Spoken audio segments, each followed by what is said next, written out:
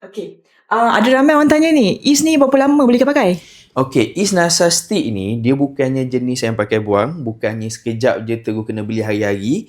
Okey, sebab tu Isnasa stick ni dia boleh digunakan 1 ke 2 bulan. Bergantung juga kepada kekerapan, cara guna dan juga cara penjagaan yang betul lah. Jadi untuk Isnasa stick ni bila dah kurang bau ataupun dah kering kapas dia, jangan risau.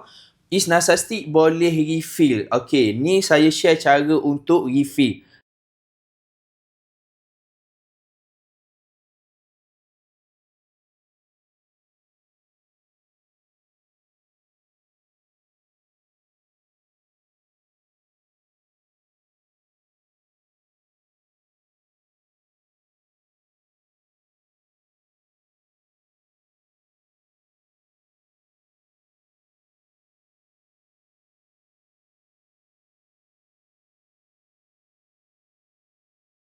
Okey, jadi dengan set refill, korang boleh gunakan Isnasa stick ni 6 hingga 8 bulan.